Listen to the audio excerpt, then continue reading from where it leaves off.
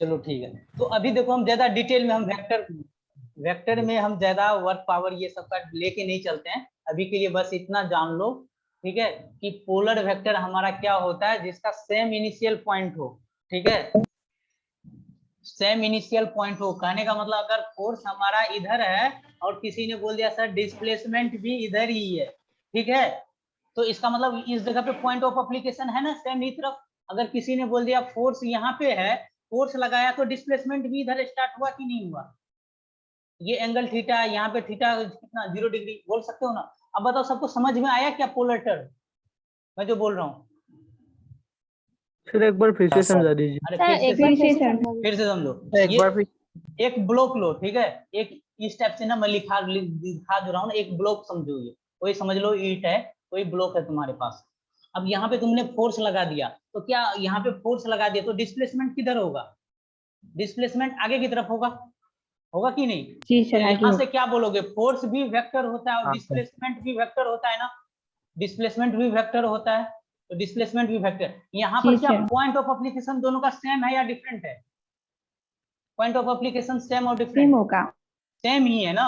अगर तुमने force same है, अगर हम फोर्स ही नहीं लगाते तो ये डिस्प्लेसमेंट ही नहीं करता। जब भी डिस्प्लेसमेंट कर रहा है दोनों एक ही साथ कर रहा है, तो इसको हम ऐसे भी दिखा सकते हो सकता है फोर्स ज्यादा हो डिस्प्लेसमेंट हमारा कम हो। ओके, अब मान लो कि किसी ने क्या किया अपने अनुसार, फोर्स इसने यहां से पकड़ के लगाया, ठीक है, तो ये मान लो कि फोर्स इधर लगाया, डिस्प्लेसमेंट तो हो सकता है जिधर फोर्स लगा उधर ना कुछ होके इधर ही डिस्प्लेसमेंट होता रहा, ठीक है, डिस्प्लेसमेंट इधर ही होता रहा। जरूरी नहीं है जिधर फोर्स लगा उधर ही डिस्प्लेसमेंट हो, तो ऑब्जेक्ट के नेचर पे और ये ग्राउंड के सरफेस पे डिपेंड करता है, ठीक है। अभी हम ज्यादा फ्रिक्शन वगैरह यूज नहीं करेंगे टर्म। तो यहाँ पे लगा दिया, तो लेकिन दोनों का क्या इनिशियल पॉइंट सेम ही है, फोर्स भी इधर ही लग रहा है तो डिस्प्लेसमेंट भी इधर ही लग रहा है, डिस्प्लेसमेंट इधर गया, क्या ये दोनों का इनिशियल पॉइंट तो सेम ही है थीटा, है कि नहीं। तो इसे हम क्या बोलेंगे, पॉइंट ऑफ एप्लीकेशन दोनों का सेम है। आगे जब मैं टर्म यूज करूंगा एनएलएम सब में कि देखो इनका पॉइंट ऑफ एप्लीकेशन सेम है, तो इसका मतलब तुम क्या समझोगे, सेम जगह से थीटा है, ठीक है, सेम थीटा है, ठीक है। ओके, आया टर्म समझ में। नहीं होता है ना, क्या कॉन्करेंट वेक्टर और पोलर वेक्टर। हाँ, यहाँ पे कंकरेंट सेटिस्फाई नहीं कर रहा है। अब मैं बोल रहा हूँ कि फोर्स लगाया हमने 10 न्यूटन का, 10 न्यूटन का, तो 10 न्यूटन लेंथ का कुछ फोर्स है, ये फोर्स है, ठीक है। अब मान लो कि इसे मैंने, अब मेरे अंदर टारगेट था डिस्प्लेसमेंट कितना करना था, डिस्प्लेसमेंट सपोज हमें 10 मीटर करना था, ओके, तो 10 मीटर के लिए यूनिट ये हो गया वेक्टर का, ठीक है, इसको डी वेक्टर लिख रहा हूँ, ये दोनों हो गया। इसी दो को तो यहाँ पे तुमने अप्लाई कर दिया, इसी दोनों को तुमने इन दोनों को यहाँ पे अप्लाई किया ना तुमने, तो ये दोनों को क्या किया तुमने, इनिशियल में कुछ ऐसा था, ठीक है, बाद में तुमने इनको मिला दिया, आया कि नहीं। इन दोनों को तुमने उठा के एक को यहाँ पे रखा, एक को यहाँ पे रखा, यही काम तो किया ना तुमने। हाँ सर। हाँ, तो देखो अभी ज्यादा डिटेल में मत जाओ, बस मैं जैसे समझाया ना वैसे ही दिमाग में तुम्हें सेट रखना है। ये कभी कंफ्यूज मत करना कि को इनिशियल वेक्टर को हम कंकरेंट वेक्टर करते हैं, बाकी तुम मिला दो कोई दिक्कत नहीं, इतना डिटेल में वेक्टर में तुम्हें पूछा नहीं जाएगा। ओके, मतलब सर पोलर वेक्टर और कंकरेंट वेक्टर हमेशा सेम होता है। हाँ, बोथ आर सेम, मीनिंग दोनों का सेम। ओके, चलो अगला हम पढ़ते हैं। अगला कंकरेंट हो गया, कोलिनियर तो नहीं बताया ना, कोई नहीं, चलो हाँ कोलिनियर बच गया। कौन सा नंबर आएगा, 7 8 number.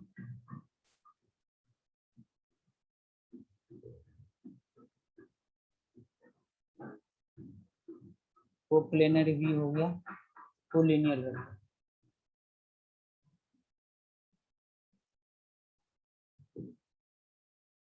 Collinear vector, collinear vector क्या होता है, एक पॉइंट है along the same line and parallel. Okay, एक Same second, line and parallel. एक सेकंड, एक ना नोट पॉइंट में लिखा दो क्योंकि वो जरा बता रहे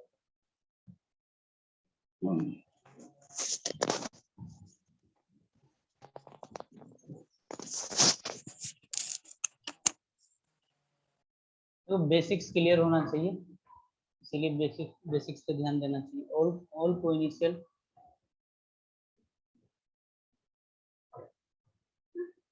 initial vector is concurrent vector,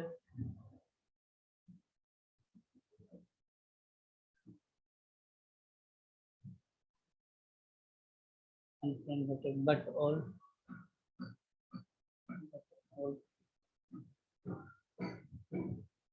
concurrent vector is not initial vector।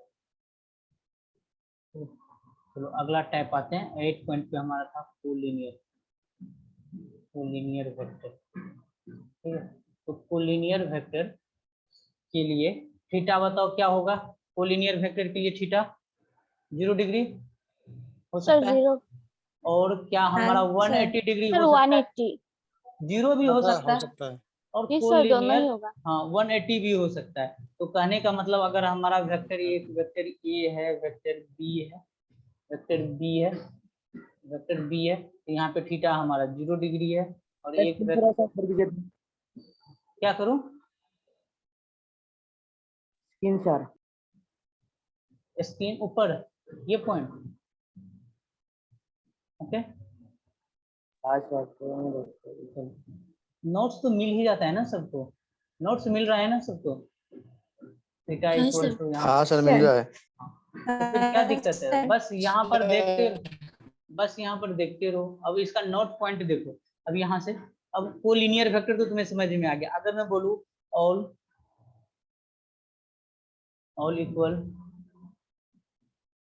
Equal vector comma opposite vector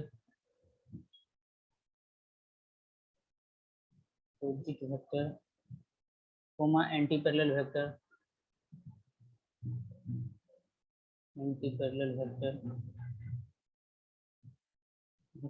and parallel vector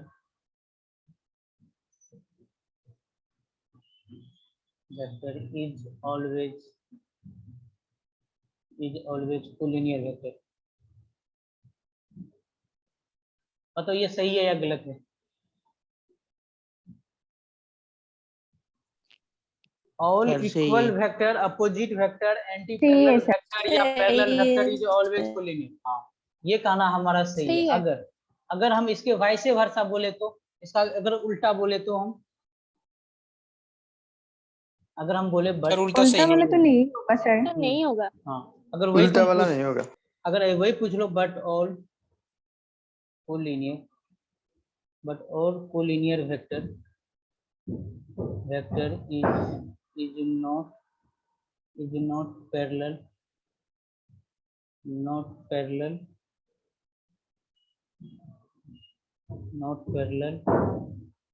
anti parallel या but all collinear vector is not parallel anti parallel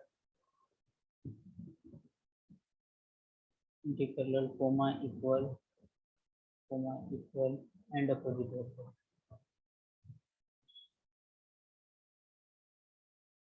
okay तो planar हो गया। अच्छा null vector बताओ क्या होता है अगला, कौन सा चाहिए। 8 नंबर हो गया। 8 में किसी को डाउट है। 0 null vector magnitude 0। Okay direction और डायरेक्शन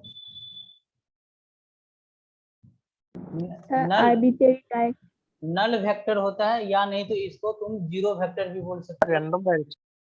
इसको जीरो वेक्टर भी बोला जाता है, या नहीं तो इसी को नन जीरो वेक्टर।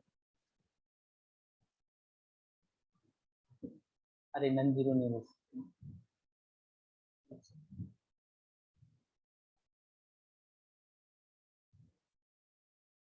हाँ अब बताओ नल वेक्टर क्या होता है। तो नल वेक्टर को ए वेक्टर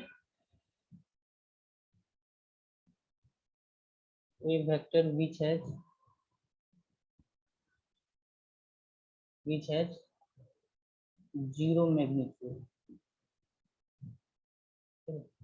मैग्नीट्यूड होना चाहिए। क्या इनके पास डायरेक्शन होता है?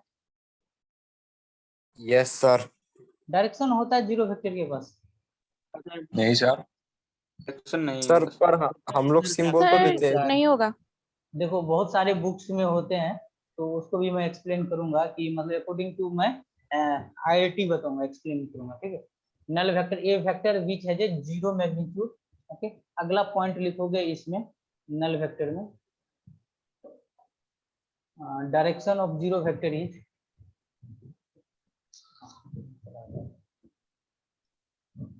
Direction of zero vector is arbitrary और अनस्पेसिफाइड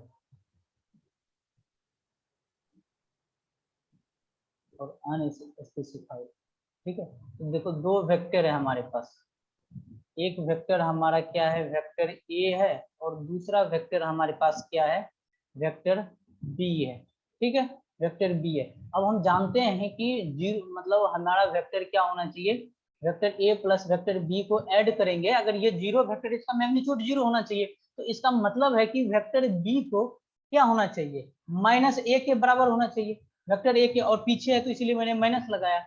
ओके, तो वेक्टर ए प्लस यहाँ पे हम माइनस वेक्टर बी करेंगे इक्वल टू जीरो, तो ये दोनों आपस में क्या हो जाएगा, अब यहाँ पर बी को हम माइनस ए लिख सकते हैं ना, माइनस ए लिख सकते हैं, तो ये दोनों क्या हो जाएगा, जीरो हो जाएगा, ठीक है। लेकिन दोनों वेक्टर इनिशियल में था, ठीक है, उनका डायरेक्शन था, ए और बी आर वेक्टर, ये वाला और ये वाला वेक्टर है और दोनों के पास डायरेक्शन है, लेकिन इन दोनों को थोड़ी ना हम बोलते हैं जीरो वेक्टर, इनका जो सम आता है, अब ये जो सम जीरो आया, अब बताओ जीरो वेक्टर को किधर दिखाओगे, अब मैं बोलता हूँ कि जीरो वेक्टर का डायरेक्शन बनाकर दिखाओ, डायरेक्शन तो फिक्स होता है, अगर किसी ने बोल दिया सर जीरो वेक्टर ये जीरो वेक्टर हो गया, किसी ने बोल दिया ये इसको ले लो जीरो वेक्टर, किसी ने बोला इसको ले लो, तो ये हमारे लिए मुश्किल हो जाएगा कि हम कौन बोलेंगे, या तो आर्बिट्री बोल लो या नहीं तो अनस्पेसिफाइड बोल लो। ओके, ठीक है, बहुत सारे बुक्स में ना लिख देता है कि इसका डायरेक्शन होता है,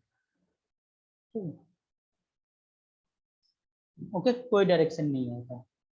आगे हम बढ़ते हैं यूनिट वेक्टर। एक बार फिर से, एक बार सर फिर से। हाँ, अब मान लो कि एक वेक्टर में बोल रहा हूँ कि तुम्हारे पास है 10 न्यूटन, ठीक है, और दूसरा वेक्टर में बोल रहा हूँ कि तुम्हारे पास है -10 न्यूटन, ठीक है। अब इन दोनों को ऐड कर दो, वेक्टर और ये वेक्टर बी को, तो क्या बोलोगे, वेक्टर 10 न्यूटन, मान लो कि 10 न्यूटन करीब इतने के बराबर है, ये वेक्टर इतने के बराबर। अब वेक्टर बी को क्या बनाओगे, इस तरीके से इधर बनाओगे कहीं, क्योंकि ये माइनस लगाया तो मतलब इसका अपोजिट करोगे, लेकिन ये भी कितना रखोगे 10 न्यूटन का, ये वेक्टर बी भी सेम ही रखोगे, लेकिन ये पीछे की तरफ है। अब जब इन दोनों वेक्टर को हम ऐड कर देंगे, ठीक है, दोनों वेक्टर को अगर हम आपस में ऐड कर दो, देखो एक आगे की तरफ है एक पीछे की तरफ है, तो तुम क्या करोगे, अभी तुम ना एडिशन ऑफ वेक्टर देख रहे हो, अभी तो हम डायग्राम के थ्रू कर रहे हैं, इसको तुम ना फॉर्मूले के थ्रू भी निकाल सकते हो, मैग्नीट्यूड वाइज भी निकाल सकते हो। अगर हम डायग्राम बनाए वेक्टर ए इधर है, वेक्टर को हम कहीं पर भी शिफ्ट करके लेके जा सकते हैं, प्रॉपर्टी जानते हो वेक्टर का, तो बी वेक्टर को हमने शिफ्ट कर दिया ये पीछे की तरफ, जितना आगे की तरफ 10 लग रहा है उतना ही पीछे की तरफ लग रहा है, तो दोनों एक दूसरे को क्या कर देगा, कैंसिल आउट कर देगा, कैंसिल आउट कर देगा, बचा क्या हमें, जीरो, बच क्या गया हमें, जीरो बच गया यहाँ पे। अब ये जीरो का डायरेक्शन बताओ क्या होता है, जीरो का क्या डायरेक्शन बोलोगे, हमारे लिए ये स्पेसिफाइड ही नहीं है, अनस्पेसिफाइड है जीरो का डायरेक्शन। ओके, ठीक है सर। ओके, इसीलिए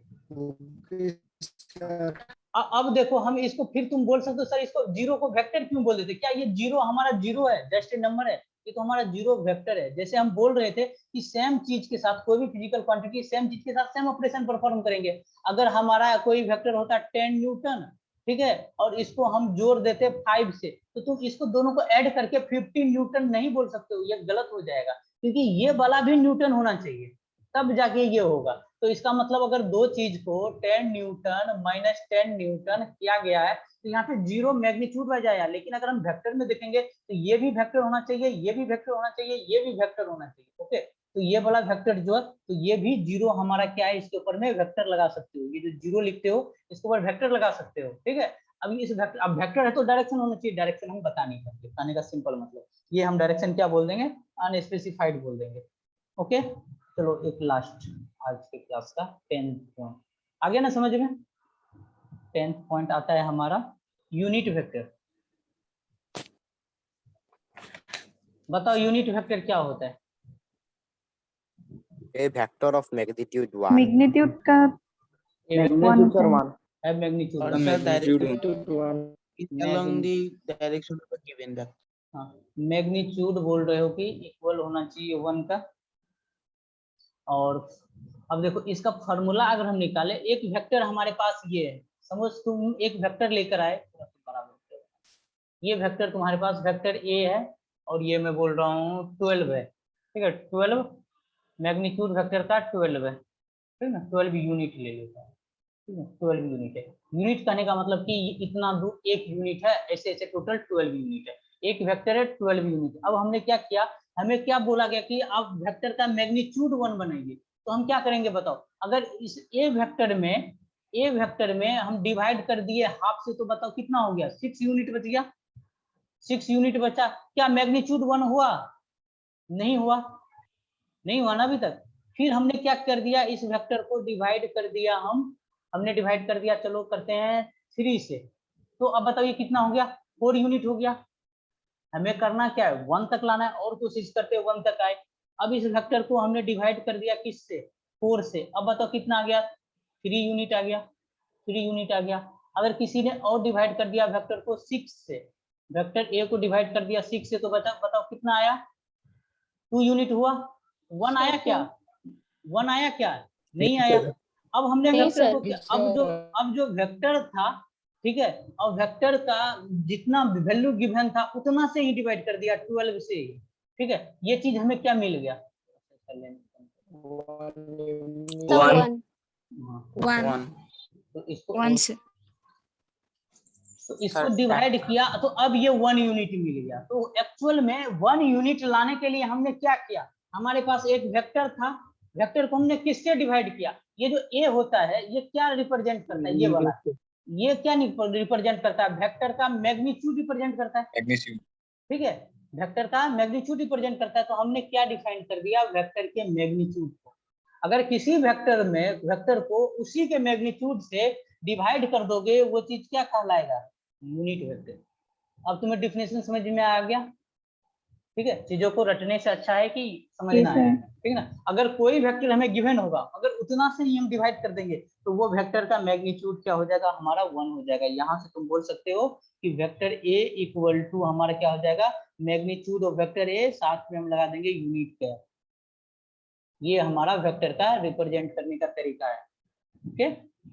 अगर हम कोई वेक्टर इक्वल टू हम 10 न्यूटन लिख रहे हैं, तो ये 10 न्यूटन, ठीक है, किसके अलोंग है। आगे तुम देखोगे तो यहाँ पे देखोगे 10, यहाँ पे आई कैप, ऐसे 10 आई न्यूटन लिखा रहेगा, 10 न्यूटन नहीं लिखा रहेगा। अगर 10 न्यूटन लिखा रहेगा तो वो कैसे लिखा रहेगा, मैग्नीट्यूड के साथ लिखा रहेगा। अब ये अगर किसी भी वेक्टर के आगे में हम मैग्नीट्यूड लगा देते हैं ना, अच्छा इस टर्म के बारे में मैं पूछूं, ये वेक्टर है या स्केलर है, जैसे ऐसे मैं लिखूं, एक ऐसे करके लिख दिया, ये वेक्टर है या स्केलर है, ये वाला टर्म अभी वेक्टर है या स्केलर है, स्केलर है, स्केलर है, ओके। अगर मैं ऐसे करके लिखूं तो ये टर्म हमारा वेक्टर है या स्केलर है, सर वेक्टर उल्टा बता दिए तुम लोग, ठीक ना। ये जो वेक्टर के ऊपर तुम्हारा कैप लगा हुआ है, ये तुम्हारा वेक्टर को रिप्रेजेंट कर रहा है। अगर तुमने इसका मैग्नीट्यूड कर दिया, तो अब ये क्या हो गया, जस्ट ए नंबर। ये देख लो इस साइड में मैग्नीट्यूड, ये 10 न्यूटन था यहाँ करके, तो यहाँ के साथ ऐसे नहीं लिखना चाहिए था हमें, इसका सही नोटेशन ये हुआ। आप अभी देख लो ना, आगे से तुम देखोगे तो ये कैप लगा हुआ, अगर कोई वेक्टर लिख रहे हैं तो उसके साथ ये एक यूनिट वेक्टर होना चाहिए। आगे से तुम पूछ सकते हो ऐसे करके क्यों लिख रहे हैं, अगर कोई इसे करके 50 न्यूटन लिखेगा तो ये गलत है, ठीक है। यहाँ पे उसको हो सकता है जे कैप में हो, के कैप में हो, वो डालना जरूरी है। सर यूनिट वेक्टर यूनिटलेस होता है क्या, ओके मैं अभी बताऊँ, ओके ठीक है। और बताओ ये इसका अब इसका हमने मैग्नीट्यूड ले लिया। तो अब जो ये जो जे वाला टर्म है ना, इसके ऊपर भी मैं आऊंगा, रिजुलेशन ऑफ वेक्टर के ऊपर, ठीक है। अभी के लिए समझ लो कि ये 50 ही होगा। तो ये टर्म अगर जैसे ही मैग्नीट्यूड लगा दिए, ये हमारा जस्ट एक नंबर हो गया, ये चीज हमारा स्केलर हो गया, ठीक है, ओके। चलो एक यूनिट वेक्टर में इतना पढ़ा है। एक सवाल कैलकुलेशन, चलो एक सवाल देख ही लेते हैं। 10:40 में ही होता है ना कोई क्लास, नहीं हुआ था, टाइम आउट नहीं हुआ था क्या, हुआ था टाइम आउट, सर Time तो out? बीजो हुआ था। ओके ओके, क्रेडिट कार्ड नहीं है मेरे पास, इसीलिए सब्सक्रिप्शन नहीं ले रहा हूँ। चलो आगे देखो, magnitude of vector, magnitude of vector is 20, magnitude of vector given है कि 20 है, एंड इट्स डायरेक्शन, ये DIR के ऊपर जो लिख देता हूँ ना, इसका मतलब direction, along the vector B equal to 2I plus 3j, then find out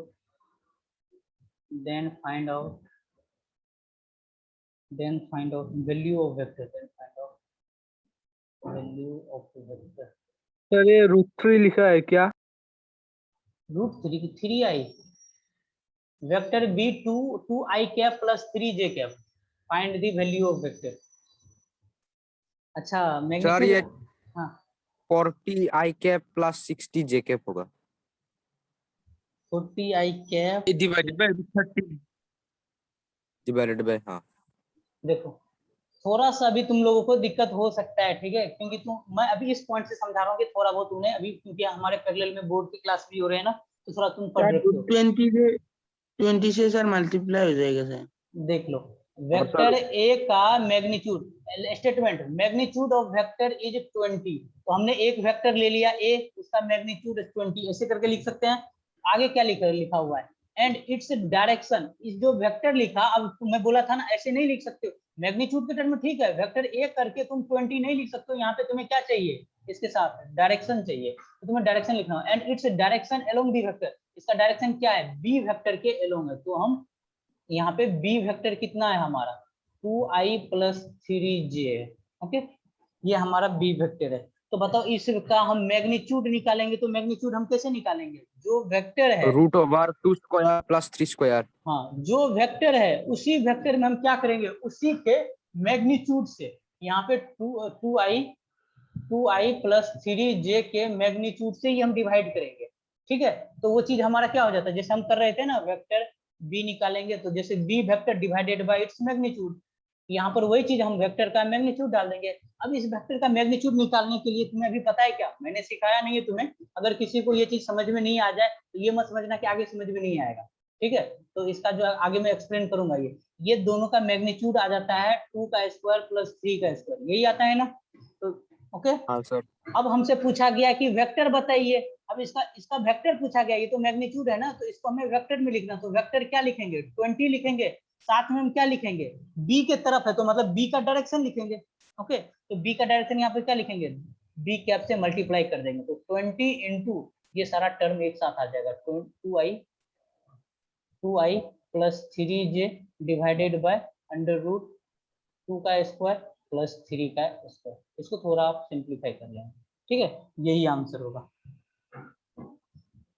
ये बहुतों को शायद समझ, हाँ √13 होगा सर मैग्नीट्यूड डिवाइडेड बाय, ठीक है, अभी हम वेक्टर के टर्म में लिख रहे हैं तो हम मैग्नीट्यूड पे नहीं जाते।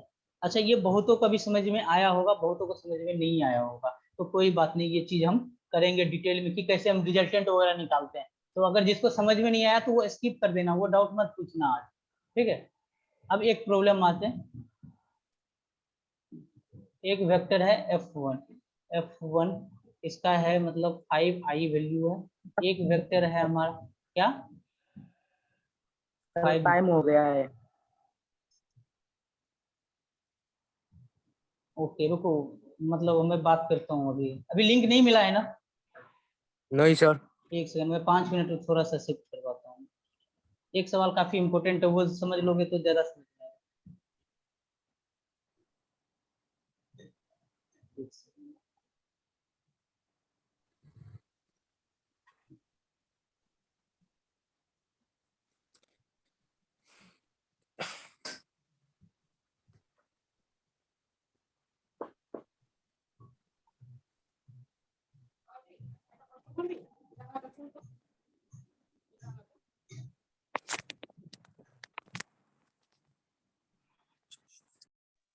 सर को सुनाई नहीं दे रही है। अरे मैं बोलूंगा तब तो सुनाई देगा।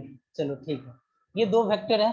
अब इनका प्रॉब्लम देखो, इसमें पहला पार्ट लिखा गया है कि vector F1 equal to F2, ठीक है। सेकेंड पार्ट, वेक्टर F1 का मैग्नीट्यूड इक्वल टू, अब तुम्हें बस सही और कौन गलत है ये बताना है। दूसरा,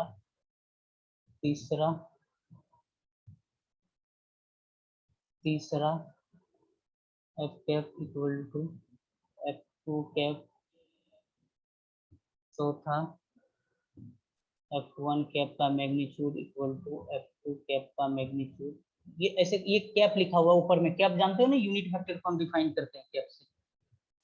4, फिफ्थ हो गया F1 का मैग्नीट्यूड इक्वल टू 5, 6 हो गया F1 का मैग्नीट्यूड इक्वल टू 5, 7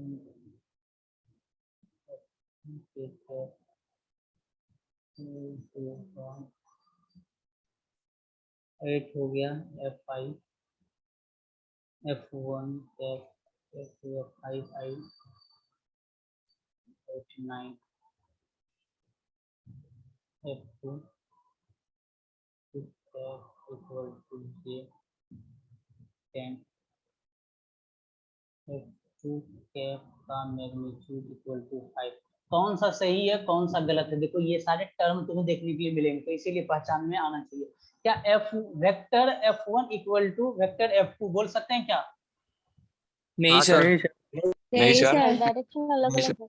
नहीं नहीं बोल सर। सकते हैं क्योंकि डायरेक्शन डिफरेंट है, एक I में है और एक J में है, तो कैसे हम बोलेंगे? तो पहला गलत। अब दूसरे पे आओ, दूसरा सही है या गलत है? सही है सर, सही है। दूसरा, सही हाँ, है, मैग्नीट्यूड सेम है। मैग्नीट्यूड ले लिया ना, तो जैसे ये 5J का मैग्नीट्यूड ले लिया, तो यहाँ पर इसका मैग्नीट्यूड 5 आता है, ठीक है। अगर 5I है तो इसका, जिसको पता नहीं है उसका मैग्नीट्यूड में बोल दूं 5 आता है, ठीक है। तो ये दोनों चीज क्या हो गया, सेम हो गया, ठीक है। मैग्नीट्यूड वाला वैल्यू तो स्केलर हो गया, स्केलर का वैल्यू क्या 5 5 आएगा।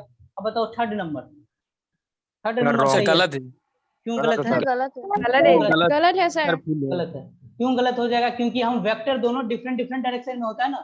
जैसे हम F1 का कैप लिखेंगे तो हम क्या लिखेंगे, vector divided by its magnitude. ये वेक्टर एक I में है और एक J में है, वेक्टर की वजह से ये चीज क्या हो जाएगा, गलत हो जाएगा। थर्ड गलत हो जाएगा। फोर्थ नंबर सर सही है। सही होगा। सही है, सही सही है अब सर, सही है। मैग्नीट्यूड सही लगा है दिया सर। तो स्केलर हो गया, सही हो गया। फिफ्थ नंबर, फिफ्थ नंबर, सही है। सही है sir. Correct fifth sir. Number सही है। सिक्स्थ नंबर, सही है। सिक्स्थ सर नंबर रॉन्ग है। गलत है Wrong सर। है। क्यों गलत, क्यों गलत है? सर एफ कैप का मैग्नीट्यूड 1 होता है। नहीं हो सकता था। Very good. ये 5 नहीं होगा सर। ये गलत होगा। अगर ऐसा रहता ना, एक अगर 11th पॉइंट बना दूं, F1 वेक्टर का मैग्नीट्यूड इक्वल टू 1, तब क्या हो जाता है, ये सही हो जाता, सही होता ठीक है। है? क्योंकि कोई तब भी सही यूनिट वेक्टर कोई भी उसका मैग्नीट्यूड 1 होगा। चलो F7 नंबर, सही या सर गलत? करेक्ट है। सही है। करेक्ट है सर। सही है। सही है सर। 8 नंबर, 8 नंबर, गलत है F1 सर, इक्वल टू गलत है। 5 है। गलत गलत गलत रॉन्ग। गलत है। रॉन्ग हो गया, ठीक है, रॉन्ग हो गया। ओके, रॉन्ग क्यों हो गया? क्योंकि तुम क्या लिखोगे, F1 अगर मैं पूछता रियल में होता कितना बताओ, F1 कैप का वैल्यू पूछता तो कितना होता, 5 आई I होता सर, बोलते आई। और डिवाइडेड बाय क्या I बोलते, होता। 5 बोलते, मैग्नीट्यूड इसका ये I होता, ठीक है। हाँ, इसी तरीके से अब ये 9 नंबर बताओ। सर करेक्ट है। ये तो जे दिया, ये करेक्ट है। करेक्ट है सर। Yes 10 sir. 10 नंबर बताओ। Sir wrong. रॉन्ग सर, गलत है सर। क्यों रॉन्ग है? क्योंकि मैग्नीट्यूड यूनिट वेक्टर का One होगा। मैक्सिमम होगा तो 1 होगा, ठीक है। और किसी ने पूछा था कि सर यूनिट वेक्टर का यूनिट क्या होता है, ठीक है।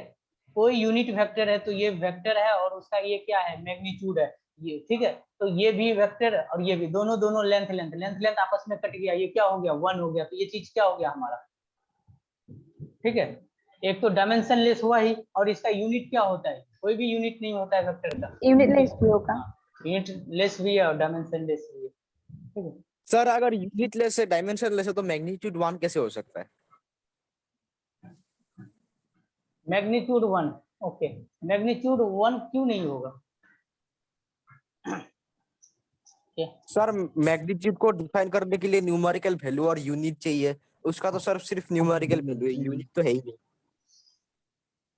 इसका कोई यूनिट डिफाइन किया ही नहीं गया है, यूनिट वेक्टर का कोई यूनिट नहीं है। ओके, यूनिट वेक्टर का कोई यूनिट नहीं है, यूनिट वेक्टर का कोई यूनिट नहीं है। क्यों? अच्छा यहाँ वेक्टर लिख दिया, यूनिट वेक्टर का कोई वेक्टर है, ठीक है। वेक्टर को हमने डिवाइड कर दिया तो उसका हम सेम ही चीज से, अगर ये मान लो कि वेक्टर न्यूटन में था, ठीक है, अब इसका मैग्नीट्यूड लेके आए, ठीक है, वो चीज तो न्यूटन में रहा, न्यूटन न्यूटन कैंसिल आउट हो गया, वेक्टर का है लेकिन यूनिट वेक्टर का नहीं है कोई यूनिट। ओके, ऐसा नहीं है कि जो कि हमारा यूनिट लेस है, ठीक है, जो हमारा यूनिट लेस है वो हमारा डायमेंशन लेस, ये होता है कि नहीं, ये चीज तो ऑलवेज होता है ना, जो हमारा यूनिट लेस हो वो ऑलवेज डायमेंशन लेस होता है, लेकिन ये जरूरी नहीं जो डायमेंशन लेस हो वो यूनिट लेस। ये सब चीज हम यूनिट डायमेंशन में देख चुके, तो टाइम हो चुका है इसके ऊपर और डिटेल में, अगर कंफ्यूजन है तो मैं नेक्स्ट क्लास में करवाऊंगा। तो मिलते हैं बाकी कल, तो आज का क्लास यहीं तक रखते हैं, इनको अच्छे से पढ़ना समझना, ठीक है, बाकी हम आगे डिस्कस करेंगे। चलो आज के लिए सर इतना ही। डीबी भी नहीं मिलेगा आज। आज बेसिक्स Thank you, था, sir. बेसिक्स था तो बेसिक्स पे डीपीपी दूंगा तो दिक्कत हो जाएगा।